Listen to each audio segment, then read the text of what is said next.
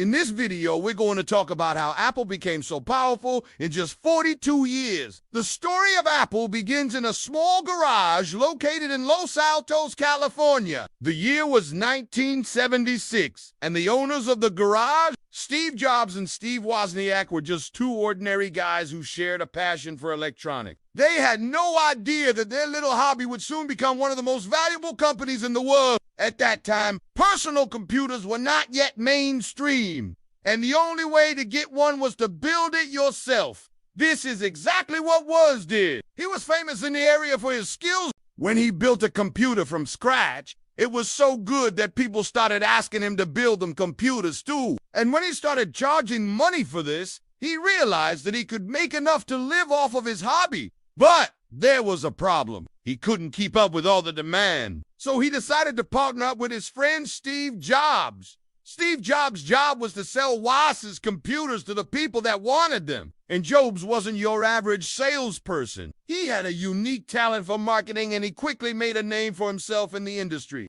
In fact, when Jobs entered the scene, he had a vision of selling 100 computers per week. But even he didn't expect what was about to happen in the first month. They sold over 200 computers, then 300, then 400. And soon they were making more than 1,000 sales every single week. The money was rolling in, and the two friends couldn't believe their luck. But this success also brought some problems. For example, Wozniak didn't like to do paperwork and other business-related tasks. That's why he handed it all over to Jobs and focused on building computers. On the other hand, Jobs was spending more and more time on marketing and sales rather than actually working on the product. It got to the point where they both realized that they needed to bring someone else into the mix, someone who would be able to take care of the business side of things, while they focused on what they loved the most, creating the best computers in the world. And this is when they met Mike. He was an engineer who previously worked at Intel, and he immediately saw the potential of the company.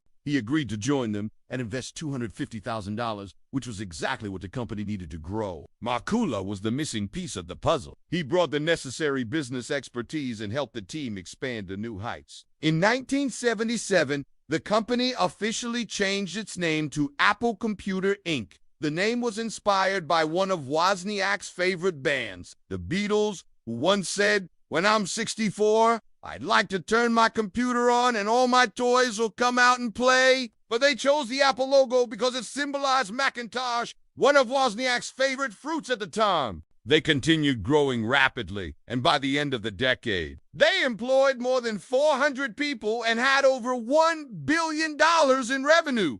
However, they weren't alone anymore. Other competitors like IBM entered the market and the competition was fierce, but Apple managed to stay ahead of the curve, thanks to one man, Steve Jobs.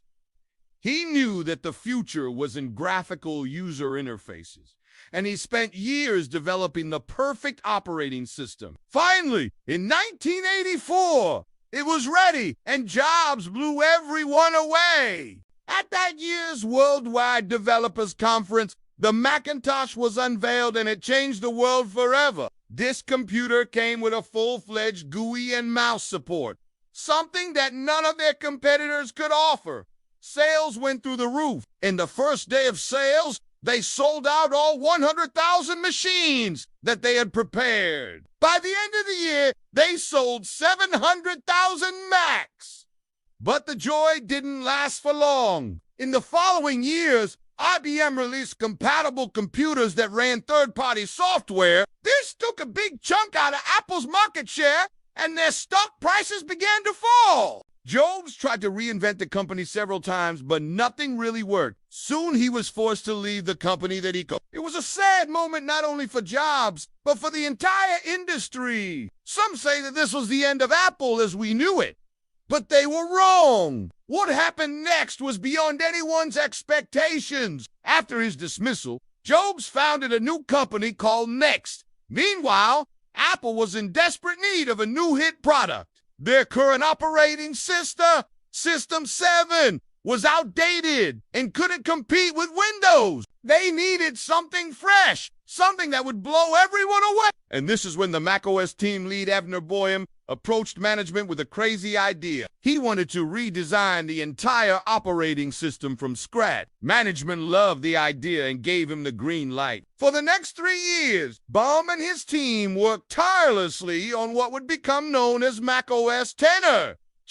It introduced a number of revolutionary features such as a revamped Finder window, Aqua interface, Expose, Spaces, Dashboard, and many others. It was truly amazing, and the critics loved it. But there was a problem. Apple simply wasn't strong enough to promote it to developers. Without developer support, macOS X would never reach its full potential. This is when Apple made a move that shocked the world. They acquired Next, bought out all of their technologies, and hired Steve Jobs back. Now that he was back in the game, he set his sights on winning back market share from Windows. He made a series of ads comparing Windows and macOS. They were so good that they won multiple awards. But the best part was that they were also effective. Slowly but surely, developers began switching sides and the tide was turning. Then came macOS X, Cheetah, which was so popular that it led to a total revival of the Mac. Sales went through the roof and everyone thought that this was it.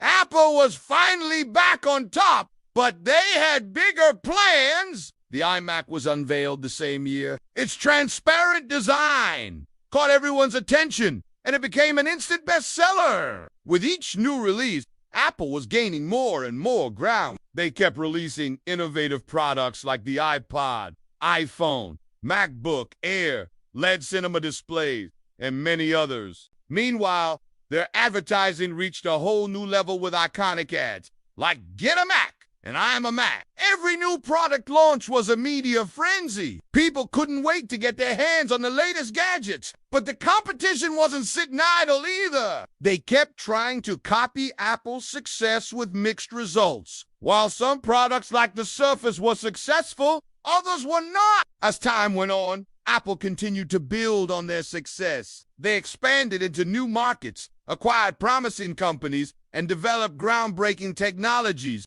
Today, Apple is one of the most powerful companies in the world. They've created some of the most innovative products and services ever seen before, and their influence on the tech industry is undeniable. So, what's the secret behind Apple's success? Why have they been able to maintain their dominance for so long? Well, there are many factors at play. One of the most important ones is their ability to innovate. Apple has always been a company that pushes the boundaries of what's possible. They're not afraid to take risks and experiment with new ideas. This has allowed them to create products that surprise and delight customers, keeping them loyal to the brand. Another factor contributing to Apple's success is their strong brand identity. From the iconic Apple logo to the company's commitment to design and innovation, everything about Apple is carefully crafted to project a certain image. This consistency in messaging has helped the company build a strong emotional connection with customers, which leads to increased brand loyalty and advocacy. Moreover, Apple's ecosystem of products and services plays a crucial role in their success.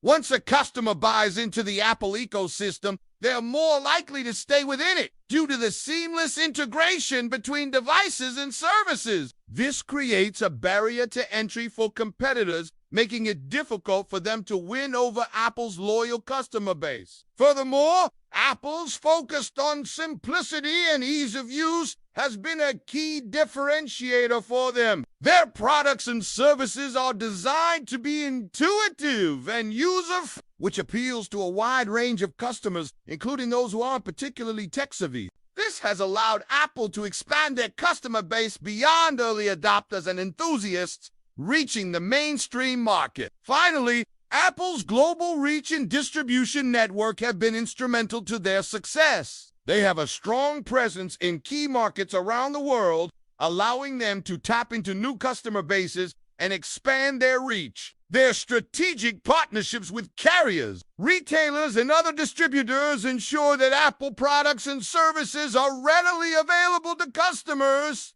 making it convenient for them to buy and use Apple's offerings. In conclusion, Apple's journey from a small garage operation to a global powerhouse is truly remarkable. Their ability to innovate, strong brand identity, ecosystem of products and services, focus on simplicity and global reach have been instrumental to their success. As technology continues to evolve, it'll be interesting to see how Apple adapts and innovates to maintain its position as a leader in the industry.